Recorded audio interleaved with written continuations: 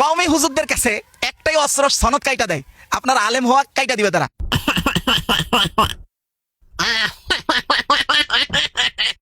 আচ্ছা, আমরা যে কাজগুলো করি আসলে এটা টোটালটাই হলো ধর্ম আদপের চাদরে মোড়ানো একটা স্বয়ং ফেসিজম।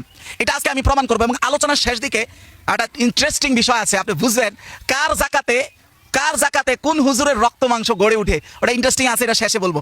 এখন মূল আলোচনাটা শুরু করি। দেখেন, প্রথম কথা হচ্ছে আমাদের দেশে তো সনদ হয় শুধু হাদিসের, তাই না? আমরা তো এটাই জানি না। আসলে আরব দেশে সনদ, আজানেরও সনদ হয়, এমনকি কোরআন তেলাওয়াতের রেওয়ায়াতের সনদ হয়। এখন বলেন, আপনি কোরআন তেলাওয়াতের সনদের উদাহরণটাই আনেন। আপনার শায়েখ থেকে, আপনার উস্তাদ থেকে আপনি কোরআন তেলাওয়াতের সনদ পাইছেন, কিছুদিন পরে কোনো কারণে তিনি আপনার কোরআন তেলাওয়াতের সনদ কেটে দিলেন। এখন কি আপনার কোরআন তেলাওয়াত করা নাজায়েজ হয়ে যাবে? এই প্রশ্ন যদি কেউ করে এটা তো হাস্যকর। বা আপনি নামাজ পড়াইছেন, আপনার নামাজটা হবে না, আপনার পিছে যারা নামাজ পড়ছে নামাজ ভুল হয়ে যাবে, অথবা নামাজ দৌড়ায় পড়তে হবে, এমন হবে না। তাহলে এই কথা বলাই হাস্যকর। কেন? কারণ হলো কোরআন তেলাওয়াত শুদ্ধভাবে শিখা, এটাই ছিল আপনার উপরে ওয়াজিব আমল। আর আপনি যে সনদ পাইছেন, আপনার শিক্ষক যে আপনার এজাজত দিছে, ওইটা ছিল মুস্তাহাব। ঠিক একইভাবে হাদিসের কিতাব সংকলন হয়ে যাওয়ার পরে হাদিসের কিতাবে সংকলিত যে রেওয়ায়াত, মানে সেই সনদটা আছে হাদিসের কিতাবে, ওটাই হলো ওয়াজিব সনদ। হাদিসের কিতাব সংকলনের পরে আপনার উস্তাদ থেকে আপনি যে সনদটা পাইতেছেন, ওটা হলো মুস্তাহাব সনদ। আপনি হাদিসের সঠিক সহি কিতাব থেকে সহি সনদে যদি আপনি কোনো হাদিস বর্ণনা করেন, ওটা হলো ওয়াজিব, ওটা হলো ওয়াজিব। আর আপনার যে ব্যক্তিগত সনদ, ওটা হলো মুস্তাহাব। তো কোরআনের সনদের ক্ষেত্রে যেভাবে আপনার নামাজ অশুদ্ধ হয়ে যায় না, তেলাওয়াত করা নিষিদ্ধ হয়ে যায় না, ঠিক এখানে যদি কেউ সনদ, মুস্তাহাব সনদ কেটে দেয়, তাহলে তার হাদিস বর্ণনা করাও এটা নিষিদ্ধ হয়ে যায় না, এবং তার হাদিসের কিতাব পড়া বা আলেম দাবি করা এটাও দাবি করতে পারবে না। এই কথা বলাটাই হলো হাস্যকর এবং ভ্রান্ত। এবার আপনার প্রশ্ন হতে পারে যে হুজুর, হাদিসের যে সনদ ব্যক্তিগতভাবে আমরা পাই কিতাব সংকলনের পর থেকে যেটা হচ্ছে, এইটা যে মুস্তাহাব, এটার দলিল কি? আসেন এটার একটা দলিল দেই। মানারুল কারি শারহ মুখতাসার সাহিহ আল বুখারী, এটা ছাড়াও রিজাল আল খাকানি 100 থেকে 101 নম্বর পৃষ্ঠা পর্যন্ত এখানে লম্বা একটা আলোচনা। এই আলোচনার এক পর্যায়ে বলা হচ্ছে যে ফাদাত আল হাজাতু ইলা সামা খাউফান মিনাত তাদলিসি ওয়াত তালবিসি, মানে হলো যে হাদিস শোনা, শ্রবণ, এইটা বহমান থাকার প্রয়োজন হলো এই যে মিনাত তাদলিস ও তালবিস, মানে হলো হাদিসের রেওয়ায়াতকে গুলিয়ে ফেলা, ইবারতকে গুলিয়ে ফেলা, অথবা তাদলিসের ভয়ে। তাদলিস কি? অর্থাৎ আপনি আপনার উস্তাদকে বাদ দিয়ে দিয়েছেন।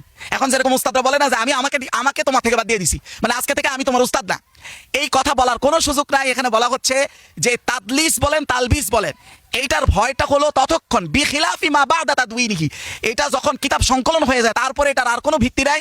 কারণ কিতাব সংকলন হয়ে যাওয়ার পরে যে হাদিস রিওয়ায়াত করা হয়, এটার ফায়দা হলো লিআন্না ফায়দাতুর রিওয়ায়া হিনাইযিন, তখন এটার ফায়দা হলো ইন্নামা হিয়া ইত্তিসালু সিলসিলাতিল ইসনাদ বিন নবী সাল্লাল্লাহু আলাইহি ওয়াসাল্লাম, রাসূলের সাথে হাদিসের সনদ বা চেইন এটা মিলছে কিনা, এতটুকুই হলো মূল, এটাই হলো ওয়াজিব। আমার শায়েখ যে আমারে বর্ণনা করছে আল আইম্মাতু, পরে যে আমার শায়েখ ইমাম বর্ণনা করছে, এইটা হলো তাবাররুকান ওয়া তায়াম্মুনান, এটা হলো বরকত, তার মানে এটা মুস্তাহাব, এটা ওয়াজিব না। ওয়া ইল্লা বলা হচ্ছে ফাল হুজ্জাতু তাকুমু বিমা ফিল কুতুব, আরে প্রমাণ তো কিতাবে যে সংকলন হইছে ওটাই তো হলো শক্তিশালী হুজ্জত, আমার ব্যক্তিগত সনদ হুজ্জত না, এটা হলো মুস্তাহাব। ওয়া ইউরাফুল কাওয়িয়্যু মিনহা, আর হাদিস শক্তিশালী কিনা এটা তো কিতাব থেকে জানা যাচ্ছে। ওয়া দাঈফু মিন কুতুবিল জারহ ওয়া তা'দিল, আর কুতুবে জারহ তা'দিল যেগুলো আছে সেগুলো থেকে কোন হাদিসটা দুর্বল, অগ্রহণযোগ্য, সেগুলোও জানা যাচ্ছে। ওয়া হাযা কাওয়িয়্যুন মাতিন, আর এই সনদটাই হলো শক্তিশালী। আর আমি যে শায়েখ থেকে ব্যক্তিগত সনদ পাইছি, ওটা হলো মুস্তাহাব সনদ, ওটা ওয়াজিব সনদ নয়। আচ্ছা, এবার বাকি রইল, তাও এই মুস্তাহাব সনদ নিয়েও যদি এত দুষ্টামি হয়, তাহলে তো এই দেশে অসংখ্য আজহারি আলেম আছে যারা আজহার থেকে সনদ আনছে, মদিনা থেকে সনদ আনছে, গণহারে তাদের থেকে সনদ নেন, কারণ একাধিক সনদ থাকলে আর এই সমস্যাটার মধ্যে আপনাকে পড়তে হবে না। আর আগে তো বললাম যে সনদ কাইটা দেওয়ার কোনো সিস্টেমই আপনার উলুমে হাদিসের সিস্টেমে নাই, মানে হাদিস শাস্ত্রে নাই, এবং এটা একটা স্বৈরাচার, এটা ফেসিবাদী সিস্টেম, ফেসিবাদী চিন্তাকে ধর্মের চাদরে আমরা মোড়াইয়া দিতেছি। আদৌ এটা কতটুকু ঠিক হইতেছে? আর আপনি দলিল চাইবেন, আসেন দলিল দেই, আমার এই কথার পক্ষে দলিল কি। আর ইয়াকুলু ইবনে জাওজি, ইমাম ইবনে জাওজি স্পষ্ট যে কথাটা আসছে আল গায়া শারহ মানজুমা আল হিদায়া, এই কিতাবের মধ্যে যেটা ইমাম মুহাম্মদ বিন আব্দুর রহমান আস-সাখাওয়ী লিখেছেন, এটার পৃষ্ঠা নাম্বার হলো 50, স্পষ্ট উনি বলতেছেন লাউ ইয়াকুলু শাইখ বাদামা রাওয়া, কোন শাইখ যদি হাদিস রেওয়ায়াত করার পরে যদি বলে রাজাআতু আও মানাআতু, আমি আমার রেওয়ায়াত কাইটা দিলাম, ওই যে বলে যেরকম আমি আমার রেওয়ায়াত যে জামাত ইসলামে যাবে তার জন্য আমার রেওয়ায়াত কর্তন হয়ে গেল, এইটা স্পষ্ট বলা হচ্ছে কাল হাওয়া। ইমাম ইবনে জাওজি বলেন এটা একটা টোটাল দুষ্টামি, আমি সেটাকে ফেসিবাদ বলেছি। উনি হাওয়া মানে হলো প্রবৃত্তি, শয়তানি, এটা একটা স্পষ্ট ইমাম ইবনে জাওজির কথা। শুধু তাই না, আল ইতকান ফি উলুমিল কোরআন এই কিতাবের 356 নং পৃষ্ঠায় স্পষ্ট এটা একটা প্রশ্ন উত্তর আকারে কনভারসেশন দেওয়া হয়েছে। সেখানে বলা হচ্ছে যে সুইলা আইদান আন রাজুলিন আজাযাহু শাইখ বিল ইকরা, এরকমটা প্রশ্ন করা হয়েছে, কোন ব্যক্তিকে তার শাইখ, তার উস্তাদ সনদ দিছে, দেওয়ার পরে সুম্মা বানা আন্নাহু লা দীন লাহু, তারপরে আবার এই সনদ অস্বীকার করে ফেলছে, এই কথা বলে, এটা তো একটা মিথ্যার মতো। ভাই, আপনি আমার কাছে একটা জিনিস বর্ণনা করছেন, এখন আমার আপনার পছন্দ হয় না দেখে বর্ণনা করেন নাই এমন হয়ে যাবে, এটা বললে তো মিথ্যা হবে।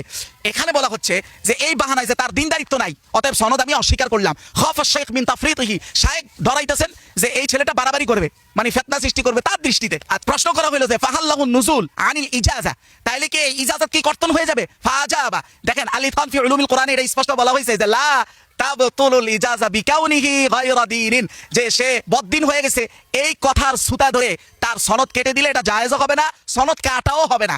এই স্পষ্ট ওয়ালাইহি লা ইয়াজুজু রুজু আনিস সনদ, সনদ থেকে ফিরে যাওয়ার কোনো সিস্টেম এখানে নাই। এটা হলো কিরকম জানেন, আমাদের এলাকায় বা আমাদের মানুষ মনে করে কি তেজ্য সন্তান করে দেয়, তেজ্য পুত্র।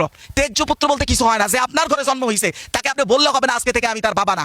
শরআন শরীয়তে কোনো তেজ্য পুত্র কিচ্ছু নাই, ঠিক এটা অনেকটা এমন। এরপরেও আমি বলবো ভাই, 2 নাম্বার বিষয় হলো আপনার একটা ছাত্র যদি অন্য কোথাও রাজনীতি করে, আপনি আওয়ামী লীগ বিএনপিতে গেলে সনদ কাটেন না, একটা ইসলামিক দলে গেলে আপনি সনদ কাটেন। এটা তো টোটাল হচ্ছে মূলত আপনার সিন্ডিকেটকে সে ভেঙে ফেলছে, এই জন্য আপনি সনদ কেটে দিচ্ছেন। তো সে যদি অন্য একটা ইসলামিক দলে গেলে আপনি তার সনদ কাটেন, অথচ সে আকীদা তার এখন আহলে সুন্নাহ জামাতের মধ্যে আছে, তারপরে তার সনদ কাটতেছেন, অথচ আপনি নিজে শিয়ার সনদ নিয়ে বসে আছেন। বলে কই থেকে এটা এই বোম মার্কা কথা কোথায় বললেন? দেখেন আমি কোথা থেকে বলছি। ইমাম সুয়ুতি তার তাদরিবুর রাওয়ী, এই কিতাব তো আপনারা সবাই ছিলেন, এই কিতাবের 1 নম্বর খণ্ড 324 থেকে 328 নং পৃষ্ঠায় লম্বা চূড়া একটা আলোচনা করেছেন। এক পর্যায়ে তিনি ইমাম হাকিম থেকে, ইমাম হাকিম নেশাবুরি থেকে উনি এটা নকল করে বলেছেন যে কিতাবু মুসলিম মিলআন মিনাশ শিয়া, স্পষ্ট কথা, আপনারা তাদরিবুর রাওয়ী পড়ে দেখতে পারেন, লম্বা চূড়া আলোচনার মধ্যে এটা আছে, যে স্পষ্ট উনি বলতেছেন যে ইমাম মুসলিমের সহিহ মুসলিম যে কিতাবটা, এটাতে শিয়াদের রিওয়ায়াত দ্বারা ভর্তি। তা সহিহ মুসলিমের রিওয়ায়াত ছাড়া কি আপনি আলেম হইছেন? তা আপনি নিজেই তো আলেম হইছেন শিয়ার রিওয়ায়াত দ্বারা। তাহলে সেই জায়গা থেকে একটা ছেলে অন্য কোথাও রাজনীতি করলে আপনি তার সনদ কাইটা দেন, যেটারও কোনো উলুমে হাদিসে, যেটারও কোনো ভিত্তি নাই, মানে এটা ভিত্তিহীন টোটাল ধর্মের আড়ালে একটা ফেসিবাদ চর্চা করতেছি আমরা। এই যে অনেকে বলে যে আপনার শায়েক কোন শায়েক বলে মামুনুল হক সাহেবের লাই কাঁদতেছে,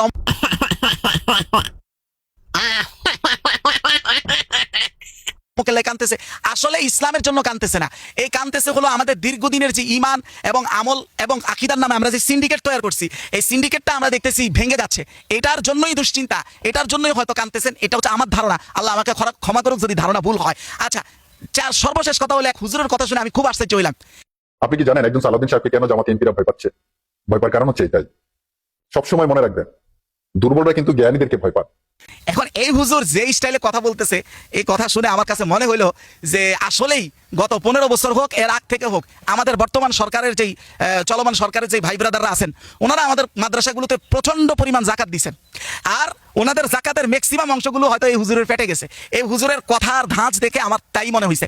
আমি একটা প্রস্তাব রাখতে চাই, আমাদের মাদ্রাসাগুলোতে এটাও করা যাইতে পারে, জাকাতের আলাদা আলাদা ফান্ড, যে এটা আমলিকের জাকাত, এটা জাসদের জাকাত, এটার ফায়দা হবে এটা যে যেই দলের জাকাতটা বেশি পাবে সে আগামীর দিনে ওই দলের আলেম হয়ে উঠবে ইনশাল্লাহ, ওই পার্টির জন্য কাজ করবে ইনশাল্লাহ। আমি এটাই মনে করি। কারণ কি জানেন, আমার দুঃখ হলো এই দেশে সব সেকুলার বলেন বাম বলেন সবাই কোনো না কোনো আলেম পাওয়া যায়, কিন্তু আমরা এমন 10 জন আলেম এখনো ওইভাবে পাচ্ছি না যারা আসলে নিঃস্বার্থে উম্মাকে সকল এই ঘরানা ভিত্তিক ফেসিবাদ ও সিন্ডিকেট ভেঙে দিয়ে উম্মাকে একত্রিত করার কাজ করবে। ওইটা কিন্তু তৈরি হইতেছে না।